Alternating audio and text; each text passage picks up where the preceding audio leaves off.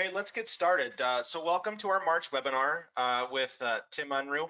I'm sure many of you guys know Tim. A large portion of you signed up actually yesterday when you saw he was presenting. So Tim is the Executive Director of NAESCO, and I'm gonna let John talk a little bit more as he has some more experience with Tim over these past years and can share more about that. And then we'll pass it off to Tim and we'll go from there.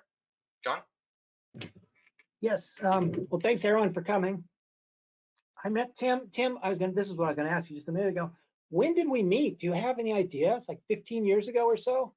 Well, we met while I was in Kansas City, and so that probably would have been somewhere around the early 2000s. Okay. So probably around 15 plus years at least, I'd say. Yeah. Okay. So I guess right. So yes, I used to, before COVID happened, I used to travel the country a lot teaching metrics, and I taught it at Custom Energy. I think I taught it twice, didn't I? Did I go out there twice? Probably so. I think so. And so that's where I met Tim. Tim was in charge of performance contracting. I think Tim will correct me a little later if I'm wrong. But one thing, for those of you who don't know who he is, a lot of you do, but for those that you who don't, Tim is, I would say, one of the smarter people in our industry. And when I mean smarter, I don't know if he knows more about chillers and chiller curves or boilers and steam. I don't know. He might know more than most folks. I'm not sure about that. But what he's got is he has perspective. He has knowledge, not just of details, and he understands performance contracting from the ground up, the whole thing.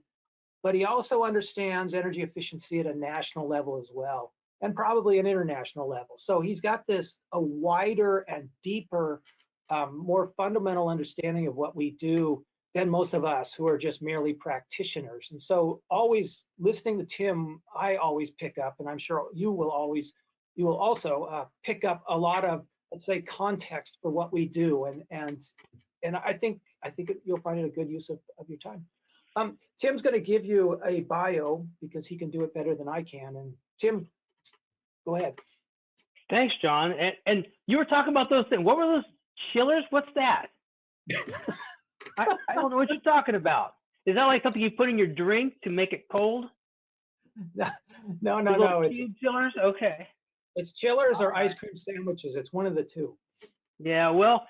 So background on myself. It's kind of fun to be here and looking at the attendee list. I see people that I've worked with in the past that have been coworkers. I see people on there that have been even on my customer side. And John, I just didn't know you could draw such a great audience. So it's great to get a chance to chat with you. And as John stated, he and I have known each other for many years, and we try to work to keep each other on our toes at the same time of having some fun as we do it. But my background is I grew up in Wichita, Kansas, where I went to Wichita State University.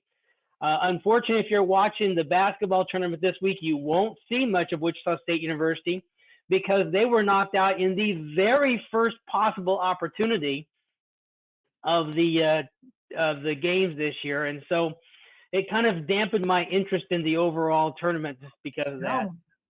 Big Ten. God, they stink. But at Wichita State, I spent 10 years as a student at Wichita State and wound up getting a PhD in electrical engineering. And I studied in this area called power quality, where we looked at the electrical power systems to see how they would operate under changing conditions. When one of the original power quality problems that came out that started the whole power quality issue was electronic ballasts. When they first came out, they had horrific power quality, and they disrupted the power system, something terrible. And quickly manufacturers figured out how to make a power factor that was more attainable to the system and how to fix that. But along the way, we had a lot of overworked neutrals on the system that would catch fire in buildings because of too much return current because of the third harmonics from these single phase electronics like ballast. From Wichita State, I went up to Michigan, and I became a power quality engineer there, and I got to investigate cows getting shocked on farms and trudging through the snow in the middle of winter in Michigan to analyze disturbances on cattle farms to see what was investigating those, as well as going through factories and plants throughout Michigan looking for power quality problems.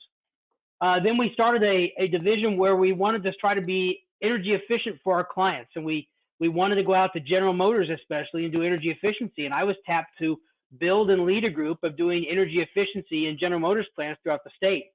We were very successful at that. And I did that for a few years. And after I got my sailing feet, I guess you might call it, on power quality, I moved from there and on energy efficiency, I moved from there down to Kansas City, where I worked for an ESCO called Custom Energy. We were a small company, about 40 people, that managed to do work all over the country in just spots here and there. We had work in California, we had work in New Jersey, New York. We even had a few projects down in Mexico. So we did quite a bit all across the country. And I ran into this software that we wanted to use to track our utility stuff called Metrics.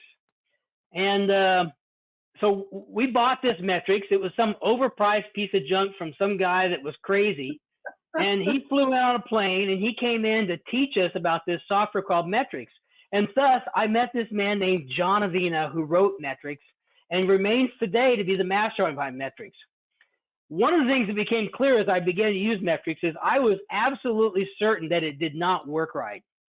And so I started building spreadsheets to validate, and I was on the phone with John, and let's just face it, I still today am on my quest to prove that it doesn't work right, but so far I haven't been able to do it. So John, kudos to you on that, but I haven't given up my mission. Well, you can still win. You can still win. I don't think so. I don't think so. It was some great software and it worked really well for us. And once I was convinced, I felt comfortable taking it out to my customers, but boy, John had to work hard to convince me. I worked at Custom Energy. I was there for about 10 years. And I went from Custom Energy and I moved to Washington, D.C. and I ran this program called C.E.M. Wait, and, when was this? When did you leave Custom Energy? I left Custom Energy in 2010. Okay, good, okay. So on December 5th of 2010, I walked in Department of Energy and I was the director of the Federal Energy Management Program. And as I came into the Federal Energy Management Program, you know, I thought it was all about energy savings performance contracts. And I know a lot of people on this call might think that's the truth, but C.E.M. did a whole bunch of stuff that I had no idea about. And I came in with this basis in energy savings performance contracts, but I also came in and recognized that there was a staff that really wanted to learn more, and I had the opportunity to help educate them and bring them along in my understanding of performance contracts. So I came in as a practitioner of performance contracts, and having done it for a decade, knowing the ins and outs of how projects are put together, we did a few federal jobs, we did a few state local jobs, a few K-12 schools. So I had a good smattering of different types of projects that were done.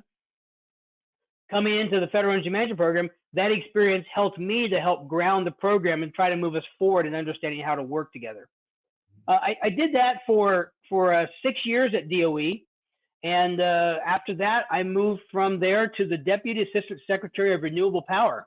I actually became that Deputy Assistant Secretary of Renewable Power a day before President Trump became president on January 19th. And so I was in that role for 2 years under President Trump doing renewable power. I had the solar program, the wind program, geothermal, and the hydropower program under me at that time. And then in 2018, I left the Department of Energy and came over to be the Executive Director of the National Association of Energy Service Companies, where I've been now for a little over 2 years. And it's been a great track. A quick question on this. So you started with Obama at FEMP. Did you leave FEMP because of the change in administrations and you thought that you're going to get a Republican to replace you? Was that why you left FEMP? Well, you know, I had been at FEMP for 6 years, and one of the things, you know, I felt was that FEMP might need new leadership to help diversify and just come up with different ideas. And at the end of the administration, they needed someone to fill the Deputy Assistant Secretary role. And when you get between administrations, the hiring ability for senior executive service employees, which is what I was, becomes restricted between the election and the administration inauguration. What they do that because they don't want the prior administration to basically pack the offices with their people. Right. And so I, as an SES, was a career employee, not a political appointee. I was available to be placed in that position, and I was really probably the best candidate at DOE at the time to fill that position. And so I took that position, partly because the department needed someone to fill that position, but also because I was looking for where I might be able to go next in that. So I remember, I sat on the Energy Exchange Planning Committee once, and that was the first year that Trump was in office. And the big thing that everybody was saying back then was, look, we can't use the word energy efficiency anymore. No more efficiency. It's all about resilience now. And that's what all the ESCOs were talking about for the 4 years of Trump's administration. How has that changed now? We're now in, let's see, we have Joe Biden now, and I don't think he's a resilience guy. So do you know of anything about this, how it's changed? Well, so what happened is when the administration changed, resilience had already gained a strong foothold.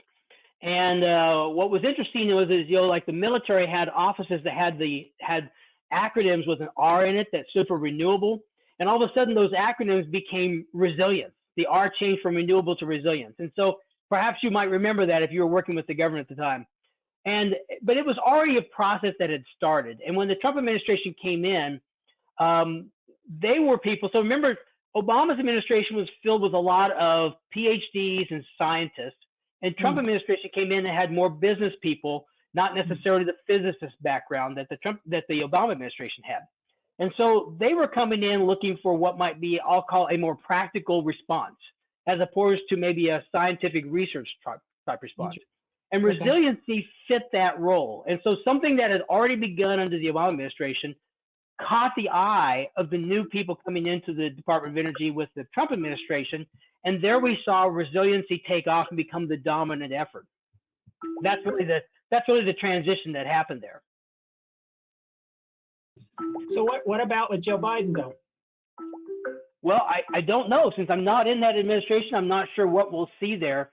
My speculation is that resiliency will continue to play a strong role and probably even gain some cybersecurity pressures as well. I don't know if any of you got to see the webinar we did at NAESCO on Monday this week with Stinson, but they did an incredible job talking about the cybersecurity requirements that the federal government, especially DOD, is going to have going forward.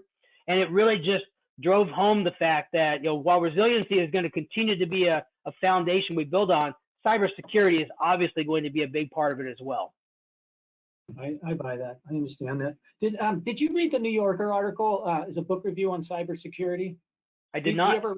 Okay, I'll pass it on to you. Any of you, if you guys want to read a mind-blowing thing about cybersecurity and how it is a dangerous world out there, there's a New Yorker. It's a book review that probably went out maybe about a month ago, and it's definitely worth a read. But let's get back to you, Tim. So what do you got? I was able to work at Department of Energy for 8 years and never once get a classified clearance. So I never got a classified clearance, so I didn't get the classified briefings on cybersecurity. And I prefer it that way. That way I don't have to worry about giving away a secret that I'm not supposed to because I didn't know anything. Yeah. So when I came to FEMP, one of the goals I had about ESPC and then learning about UESC is that I felt like that contract model was one of the best models for project delivery that could exist. I remember back talking with an executive of a company that we were working with before, and they used to always wonder, why is it people are lining up at the door to buy ESPC and UESC? Why is that? It's such an incredible deal. You can get your entire building retrofit and not spend a dollar and pay back over time. And if it doesn't perform, the company that did the work will come in and make up the difference. And I still haven't quite answered that question. Why the reticence? Why the hesitancy? But my goal when I came into FEMP was I wanted to promote ESPC to the point that it became a common. I used to say it was business as usual, that ESPC was just the way we did business. Bid, plan, and spec was not the way we did business. It was ESPC first and then bid, plan, and spec. we made some progress on that and getting it to be more accepted across the federal agencies. But it is funny, a lot of times those federal agencies, it seems like they'll move forward, and as soon as the pressure is off, they snap back to where they were before. Pretty darn fast. And it seems as though that happened pretty rapidly. Shortly after the Trump administration came in, they did not have the same drive for performance contracting under the Trump administration that we saw under the Obama administration. So it immediately snapped back. We still have yet to see if that's going to be true or not under the Biden administration. We would hope it would be true that they have a focus and a force that they want to make that happen, but we don't know yet. I know there's talk of trying to reinstate the president's performance contracting challenge, and I think that was a successful measure, and that certainly might have some foothold going forward. Perhaps they want to modify it to fit their agenda a little bit, but right now that would be a good thing to happen for us to see that with the federal government with a performance contracting challenge. At NAESCO, we work a lot more on the state and local efforts, and later on I'll talk about some of our efforts to try to promote that. And then even today, as we speak, news happening just this morning is Biden released it was a $3 trillion. I think I saw today it was only a $2 trillion plan, which it's hard to actually use the word only in front of $2 trillion, but I just did. But nonetheless, but back to ESPC and UESC, projects for performance contracting, energy savings performance contracts, utility energy service contracts, they are getting larger. Non-energy benefits are increasing in projects. We're seeing K through 12s having 40% of their project savings be non-energy benefits. Paybacks on projects have gone from 7 to 13 years, and the contract lengths have gone from 9 to 13 years. So what that tells you overall is that projects are likely getting more comprehensive and larger. If paybacks go longer, and if we see that contract lengths are following that, then that's likely the case. When you're talking about non-project benefits, can you give me a few examples? Non-energy benefits. Like? Operation and maintenance savings. Oh, okay. For example. It's not like new parking lots or new gyms. That's right. That's right. And another interesting thing I'm observing is that contracts, I think a lot of times we're driven in the past by technological innovation. So obviously lighting began the industry with the advent of electronic ballasts and fluorescent lamps. And that really started us off with the T8 transfer, and we started putting those in, and then we started to get more comprehensive as we got new efficiencies on boilers and chillers, and we got advanced control systems. DDC control systems was all the rage when I got into the ESCO industry, that these were great things. As an electrical engineer, I thought, well, these are just digitally controlled systems using a twisted pair. I don't know why that's so innovative. But in the building science, it was very innovative and pushed the building art forward in energy efficiency. But now I think we're driven more by, while the technology is still there, we're driven more by contract structure and contract changes, I think, in the way we see things. We're starting to see energy as a service grow in popularity. We're seeing creative ways that contracts are put together that include renewable power with the energy services agreements being embedded in the contract. So contract structures become now a mode of innovation in our industry. And when we look at ESPC, one of the things that I felt very strongly about was trying to make energy savings performance contracting more consistent across the markets. And at CMVP, I started a program called eProject Builder with a goal to do that. I don't think I've accomplished that goal. I still think ESPCs are done differently in just about every state and locality between the contract structure and the way we look at things. But I think it does help us to start to get a better understanding of the industry. What eProject Builder has done for us is helped us to try to get a standard picture of the data so that I can cite you those stats about projects I just went through. And eProject Builder is the program it's run by Department of Energy. It's available for all projects, performance contract from federal, state, and local cities, K through 12 schools. The desire is to get every project we can into that database so that we can develop a repository set of data to understand our industry. When we went through and did our proposals for stimulus to the administration, which we started last year, we had to base our projections of the industry off of 2014 data. And the reason was is that we just didn't have anything newer because we just didn't have the data to support that. And so I was having to extrapolate 2014 data up to 2020 to get a picture of where the industry was today, and then extrapolate it out for 7 years, which was what my stimulus proposal was for, to show the industry in 7 years. So I was effectively out 14 years in the future of the data. And I always think of that's like climbing a tree. You climb a tree, you go out on a branch, you go out a little further on a branch, and I think I was clear out on the twigs. And I think when you get out that far away from the source of your data, away from the tree trunk, you can fall. And that's the problem we have. And so we really need the data. And so if the industry really can rally around getting their data in eProject Builder, that would be a great enhancement for us. So you had all this data. I remember watching you so many times when you were at FEMP. You had it all for the federal government projects. You just didn't have it for the other markets. State and local, it's a smattering of data.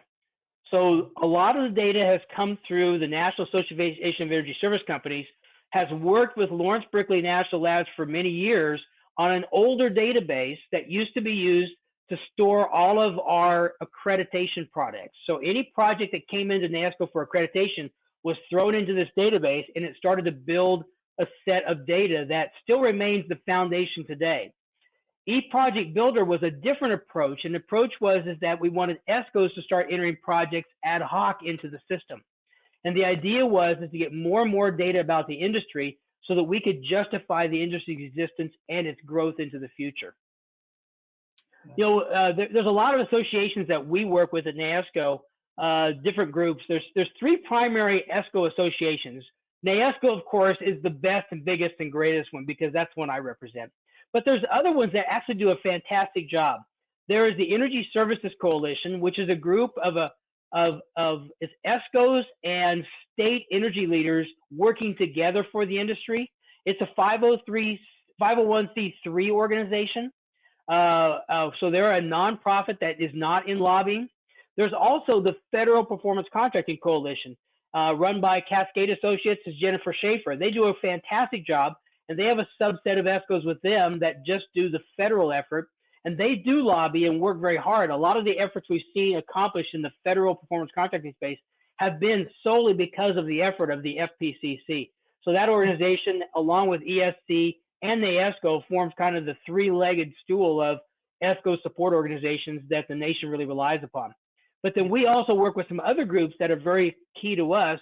There's a group of efficiency organizations called the EE Strategy Group. It's also run by Cascade Associates. Jennifer Schaefer leads that. It's a fantastic group that brings together all the efficiency groups.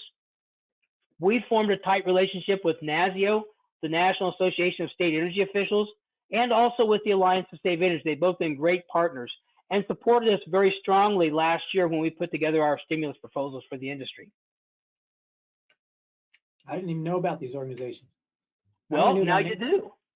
I know. So you know, one of the things I see what we have today is when I look at energy efficiency, I've told this story before, but I think about the transition we've had with energy efficiency. We started out in energy efficiency, and it was, as I said in my webinar, I think this last week, it's all about inconvenience. We wanted to shut off lights. When I started my degree at Wichita State, the engineering building I went into was energy efficient, meaning that they had all the light bulbs out of the fixtures. So they took all the fluorescent fixtures, the 4 lamps, they removed 2 of the lamps. All I remember about my college career, my 4 years in that engineering building, was it was dark and gloomy all the time. and that's just my vision of that building now. And it was because they removed half the lamps from the fixtures. It's fascinating. That was what we thought was energy efficiency. You know, remember the 55-mile-an-hour speed limit on the highway? That was energy efficient and inconvenience. We had to be cold. It said, bring a sweater so you stay warm. I was like, no, I don't want to bring a sweater. I want the building to be warm. Now energy efficiency is completely different. When we do an energy efficiency project, we expect the building to be superior than when we came in. Not less, not inconvenient. We expect the lighting to be better CRI, have longer life of the bulbs. We expect the temperature to be better. And most important for today, we expect the indoor air quality to be improved over what it was before. You know, we go into school buildings and the schools have their outside air all closed off because they're trying to save energy or keep their coils from freezing. And the proper way is to have proper ventilation in the schools, and we can come in and provide that. And we can do that in an energy efficient fashion. With the whole COVID thing today, it fits perfectly. Our industry is made to satisfy building COVID needs. We've been doing it for so long. We already know how to do this. We should be able to walk in and get this done. So I was looking at some of the barriers. I saw a paper done by Lawrence Berkeley National Labs of what are the barriers to getting buildings energy efficient today. And the list was they had the lack of expertise to ID retrofit opportunities. They had limited capital. They had uncertainty if they would get the savings if they did what they thought they needed to do. And there was often insufficient payback to justify moving forward and doing the energy efficiency measure they found. And I think about those four were the leading things. ESCOs solve all four of those issues. All of them are solved by that. Yeah. It's really interesting. And now we have a lot of our ESCOs putting in renewable energy as part of the projects. When I talk to my members, I find that renewable energy installations are one of the biggest things we see being added onto projects. We're not talking utility scale type things, but we're talking about rooftops, parking garages, local systems. We'll say small to medium sized systems is what a lot of the ESCOs are putting in across the country on all the projects because people are asking for it. Now, back at the Department of Energy, we used to have a rule about efficiency versus renewable. So I was kind of an oddity. I went from FEMP, which was an efficiency program, over to the Deputy Assistant Secretary of Renewable Power, which is obviously a renewable program. And the two kind of butt heads a lot because efficiency says you should do all the efficiency first before you do renewable. And renewable says if it's all renewable, who cares if it's efficient? Right. And so the policy we had at Department of Energy was you do as much efficiency as you can that's cost effective, and you supply the remainder with renewable. And there was an ACEEE, the American Consortium for an Energy Efficient Economy, which is another association. They did a report last year or year before called Halfway There. And they figured out that efficiency alone can meet half of all the greenhouse gas goals in a cost-effective fashion. And why that's important is because we can accomplish efficiency immediately today, whereas renewable is clearly going to take time to build the manufacturing capability and so forth. When I was at DOE, solar and wind, those two renewables were about 7% of our electricity supply. Still very small. I think it's bigger today, but not that much bigger. So it has a long way to go. And so efficiency is here today. We can get there today with a lot of efficiency improvements. So do you have any clue, about the Green New Deal and how much this is going to get implemented and how that's going to affect the ESCO industry? Well, I don't know the specifics of the Green New Deal. I would put the Green New Deal as a hypothetical aspirational goal, something that sets the parameters of what we might shoot for. But I think some of the things in the Green New Deal are pretty challenging to meet with the resources we have today. But that doesn't mean that was wrong. It just means that maybe it sets some targets in the future, and the plans we have today might move in those directions, but they aren't necessarily going to take us to the end goal immediately. Not in 4 years. No. No, not in 4 years, probably not in 8 years. Right. But it would get you in that direction, I would think. But I just would think that, I don't know, and you're so much closer. I think you still live in DC, right? I do. Yeah, so you're so much closer to the power center and Biden and all of that stuff. I would just think that what some of the changes we're going to see is there's going to be a lot more renewables in performance contracting. That's just what I would think. I don't know, but yeah, the other day I was driving by the Capitol building, and I got a vibe from Congress that they really wanted to implement some stimulus for energy savings performance contracts. And then as I went up Pennsylvania Avenue from the Capitol and went by the White House, I thought I saw somebody in the window give me a thumbs up. And so I think it's coming.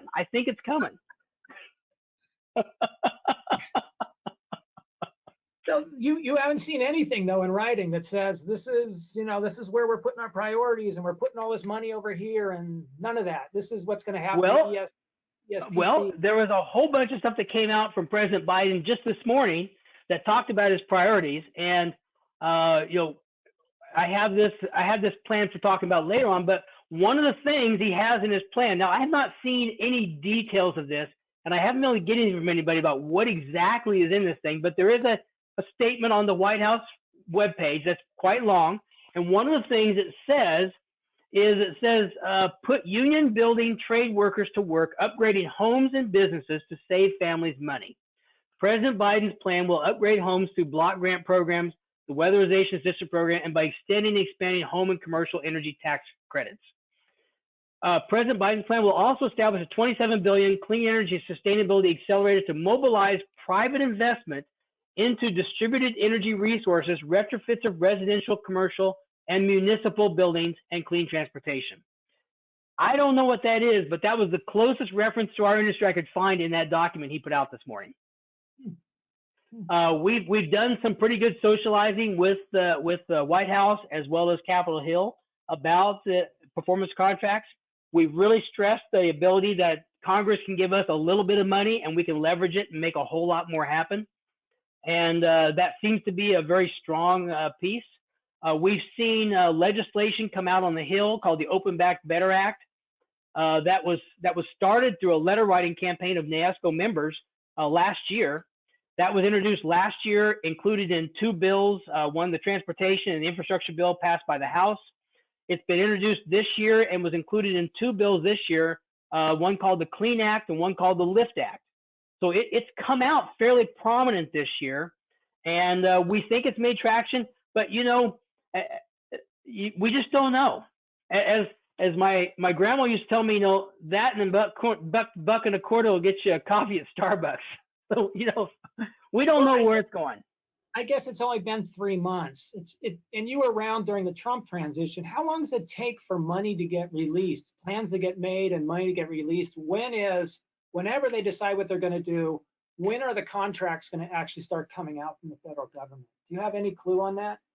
Well, when does it come out? So when you say when are contracts going to come out, so there was the stimulus bill, or I got called stimulus, but the relief bill that was passed earlier this month. That was the 1.9 trillion plan, and the money from that should be out at agencies, and they should be able to start making grants for that right away. The one part of that, in particular to our industry, was the CARES Act funding, and the CARES Act funding that was in 3 stages. So it's already happened. So CARES Act came out back in the March of 2020, the original bill. There was about 13 billion in there that went to schools. And then in the December bill that President Trump signed on December 27th, there was 54 billion in that bill. And then in the one signed earlier this month on March 11th, there was 122 billion. And that CARES Act money was for K through 12 schools to implement, basically we'll call it remedies to COVID. And that CARES Act funding went out, and the Department of Education controlled it, and it was established in a fund called ESSER, ESSER, which is the Elementary and Secondary School Emergency Relief and then Fund. So they call it the ESSER Fund, and that money has gone out to all across the states, and it's gone out to school districts. One of the uses in their long list of uses is that buildings can be upgraded for ventilation to address COVID concerns. And we've had some of our members tell me that they've had access to that money and that they've been able to use it for projects. And we've had other members who have run into challenges using that, where the Department of Education's guidance doesn't clearly have a pathway that energy savings performance contracts clearly meets its rules, because their rules have not necessarily been to support performance contracting in the past. So we're working at NAESCO to see if we can come up with a way to intervene and to help that be more clear for ESCOs. Okay. Yeah, maybe we got you on here like a couple months too early, and we should have talked to you 3 months from now. Maybe then the plans would have been a little more clear, right? Of course they would. Well, I still remain optimistic that the stimulus package will have something in it for our industry, whether it's the package we put together and the structure we put together, or some other way, whether it's block grants or something. I believe that our industry will find success in the money coming out. My members are telling me right now that the ESCO industry is doing quite well. There's a lot of requests for services. As I stated before, it's clear our industry has the expertise exactly to meet the needs. You know, when COVID first hit, we saw a lot of what I'll call knee-jerk reactions to COVID in buildings. You know, people would say, I'm going to run the outside air at 100%. So I'm not a mechanical engineer, but I did stay at a Holiday Inn Express last night and learned all about it while I was sleeping there. And I can tell you that most of the coils in most buildings cannot handle 100% outside air 24/7. And so if you're in a humid climate, you're going to be bringing in humidity that's going to be a problem for your facility. And airplanes and the new filters in the airplanes, and so now it's too hot or too cold in the plane. You got to bring extra sweaters and coats to take on or pull off because they weren't designed for filters like that. I don't know. That's right. Well, we also saw buildings. People saying we'll just swap out our filters and put in the MERV 13 filters. Well, again, if your system wasn't designed for a MERV 13 filter, you could be overloading your motor, or you could be restricting the airflow you needed for the space. And so it may not just be a quick reaction. And then we also saw the good old UVC lights applied in ways that weren't necessarily the best. UVC applied incorrectly can actually be harmful to people. And so we have to make sure that these are done in the proper fashion. And again, ESCOs, the members of NAESCO, a lot of our lighting contractors inside NAESCO and our affiliates, they have all this expertise about how this lighting works, how to apply it, how to make sure that the air or the space is properly exposed so that you have the ability to deactivate the virus. Those are all key things that ESCOs can provide. So they're really well positioned to come in and provide that service. Do you have anything else before we get to questions? Well, I never got a chance to kind of clarify where NAESCO stands and what we do. And I thought I'd just tell you a little bit about NAESCO and the National Association of Energy Service Companies. And I pronounce it NAESCO. Some people pronounce it NAESCO. Some people pronounce it NESCO. But I like NAESCO because it's NAESCO. NAESCO works best. NAESCO is because it focuses on ESCO. What does Heidi use? She's been around longer than you. Shouldn't her interpretation matter more? I think your question doesn't matter. So one of the things we do is we provide a lot of training. We have events where we bring people in. Our training is sometimes technical. When we have our affiliates come in, we'll provide some technical training. Our training on Monday was a more contractual type of requirements that you have to have for cybersecurity. And our training also is about policy and trends in the industry. We work on policy clarification, advocacy. We'll definitely go out and meet with government officials to try to work with our industry, as most of our industry's work is with government agencies of some sort. We tend to have a lot of individual opinions we have to work with in the government that we have to go to try to sway towards our direction. We also been working with Department of Energy on some initiatives they have. We worked a couple years ago to get some money put into the FIMP budget to establish something we call the Performance Contracting National Resource Center. And that money was awarded to FIMP. Congress agreed with us and put that money in FIMP and continues to fund this effort in FIMP. And what it is it's recognizing that between FIMP and the WIP program at DOE, they have a lot of resources that could help the state energy offices and the nation support performance contracting. FIMP is there for the federal government, but they also have a significant amount of resources that can help out with energy savings performance contracts that we think is very valuable for the country. And so we asked that they develop a center to try to provide that direction. And part of this was we wanted them to develop a national certification process for owners' representatives. In the federal government projects, they're called project facilitators. In the state process, they're often called owners' reps. And this is a person that comes in that has knowledge of how performance contracting works, that comes alongside a client to help them understand the process. The reason that we were supporting this is we were hearing a lot of stories from members over unqualified persons doing this role. NAESCO's got a member, ECG engineers, that does this professionally. They come in from a professional standpoint, they know what they're doing, and they're experienced in performance contracts. We were seeing owners reps sometimes might just be an engineer or working for a firm that may have never done or seen a performance contract in their past. Right. And so we're trying to work with them to develop this certification to move forward. Also, Department of Energy is looking to update the MUSH market contracts.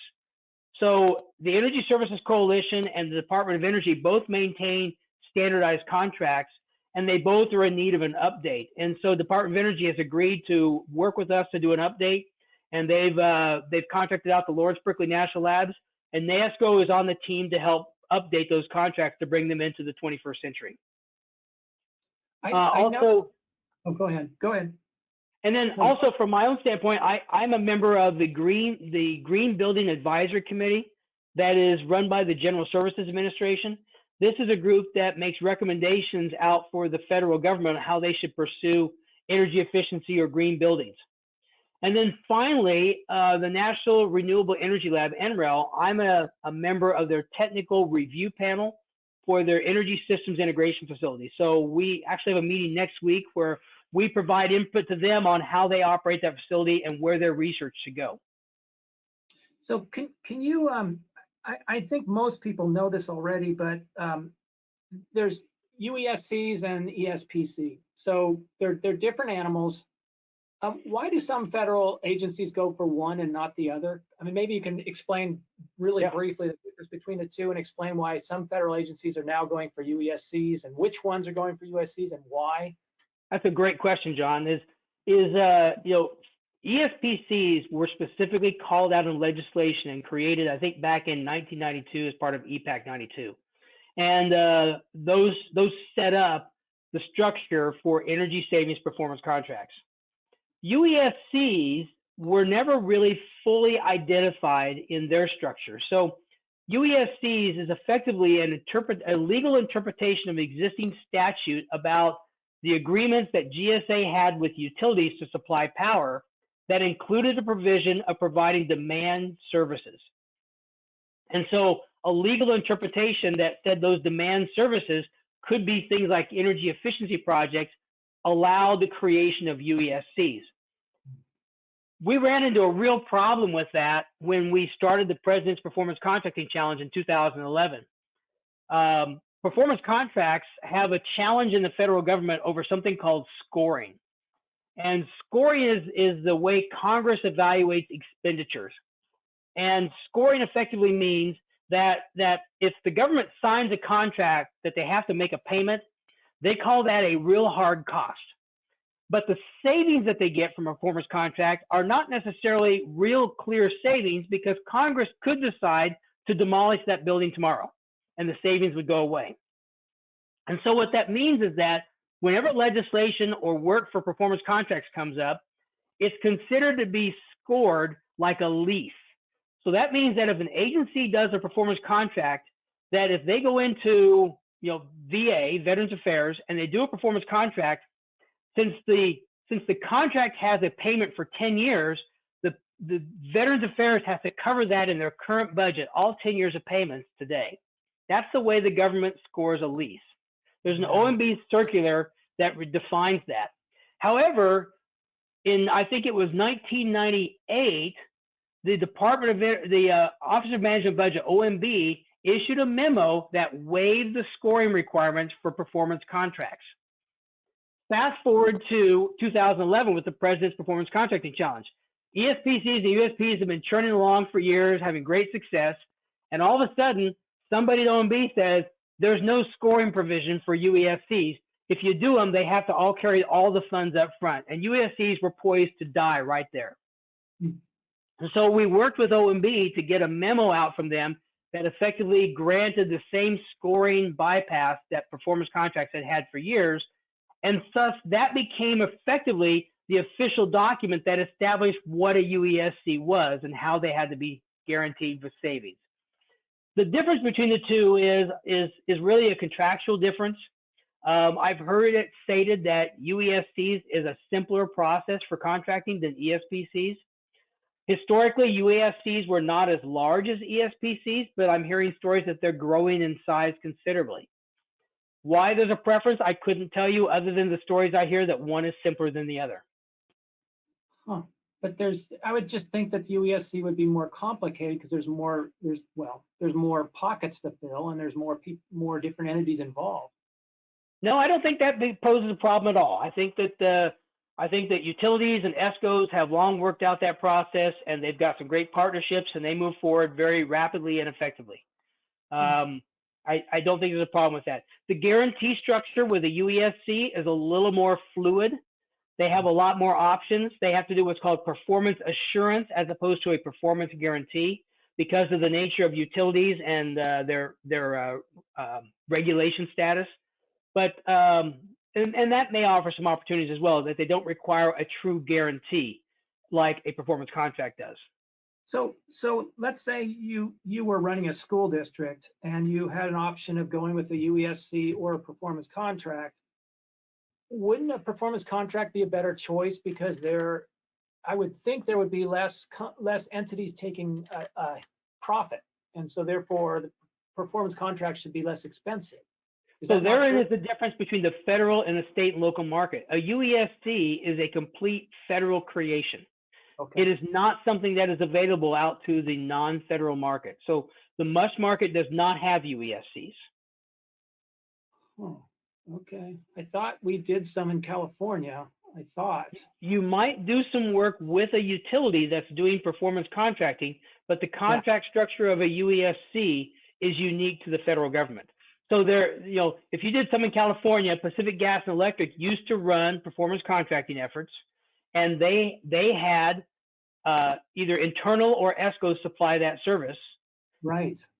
And that would look like a UESC, but it's really not. It's really just a utility with an ESCO division or an ESCO subsidiary, one of the two.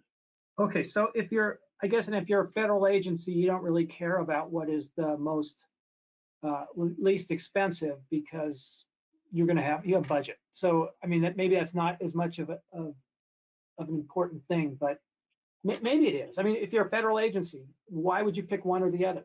You said contracting's either easier with a UESC. Okay, that would be a reason, but the fact that one's more expensive than the other, or is one more expensive than the other? I'm wondering, is that a factor? I do not know. I cannot answer that. Okay, there you go. I've never actually sat through a presentation of pitting one against the other, trying to say why one would be better than the other. So I'm just not sure I understand that. Yeah, I don't. I just didn't understand why. So you have an ESCO doing all the work, then why do you need another entity like a utility who's taking a cut also? What value do they bring? And I never understood that. Couldn't tell you. Again, it provides a different structure with different ways you spend money, and that can be the difference. Okay, well that was easy. I know that the utilities have the connections, and they're trusted because they always provide power. Yeah.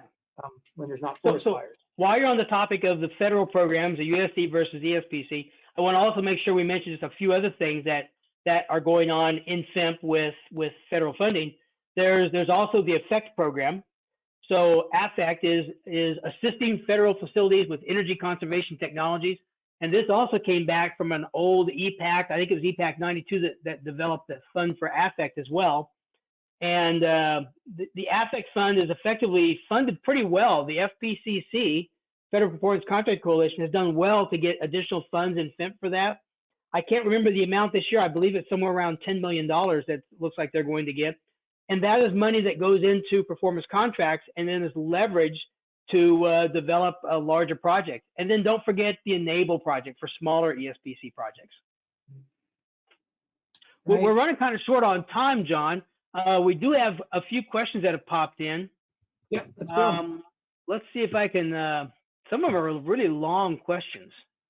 Matt McCann, good old friend, asked for how important do you think specific goals like EUI, energy utilization indices, reduction are for expanding federal performance contracting? Does it matter if it's a legislated goal or a goal established by executive order?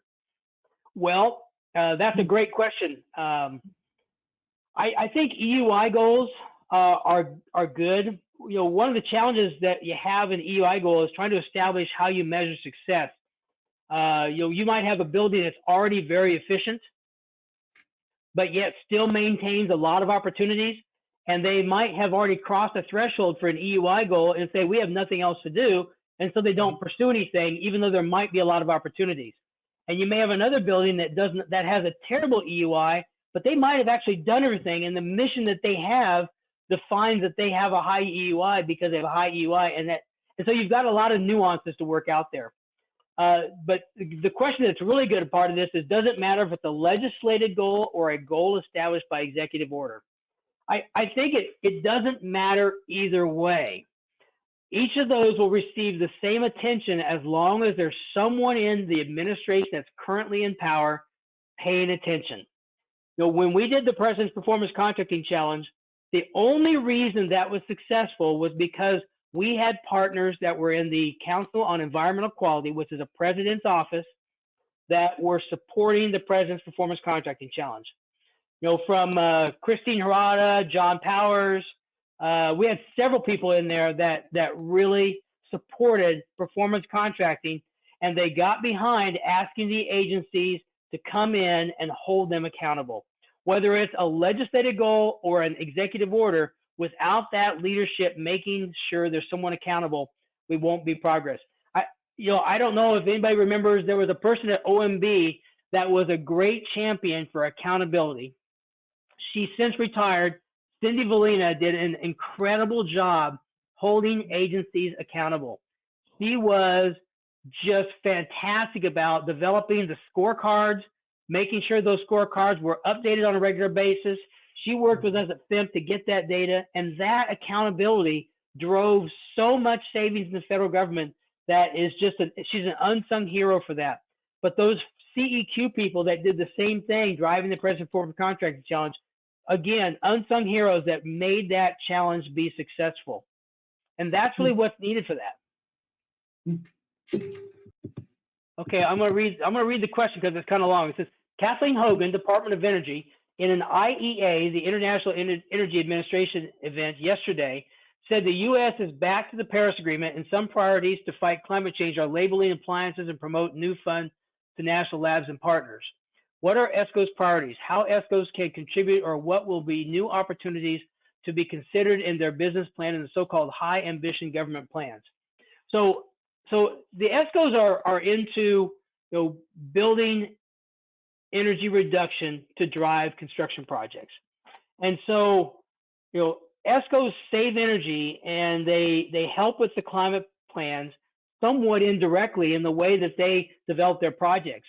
They're all about saving, whether it's saving operational costs, saving energy costs, and those savings will drive greenhouse gas reductions that help us work towards the Paris plans.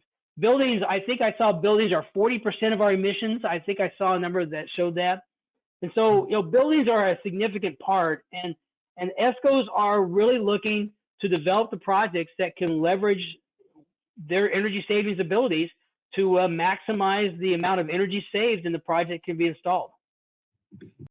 So I had another question here. It says, non-energy benefits, would carbon reduction and sustainability fit? So that's an interesting question. So carbon reduction would be like a carbon payment, and there's a social cost of carbon that you hear about. I think it was I think $30 or something like that in the Obama administration, or $50. I don't remember the value now, but those would only fit in a savings profile for an energy savings performance contract if it exists in the budget today. So in other words, I can't go in and save something out of a budget that is not a part of the budget today. So if the budget has been funded with the cost of carbon in it, then I can use that as a savings stream. If it's not in there, I can't use it. It has to be part of a real budget. So we had this discussion. This was quite a big discussion in the Obama administration. There was a drive to push that performance contracts included carbon costs in their savings. The challenge came in is that fiscally it didn't work. According to the legislation, we can save costs that exist in budgets, and carbon costs were not in the budgets today, so we couldn't save them. Nor does it exist in K-12 schools or state government buildings or across the country. So when that exists, we can save it, but if it's not there, we can't save it. Any last comments, Tim? No, it's been great to be here today. I think there's a strong future. Trying to predict where the industry is going to go.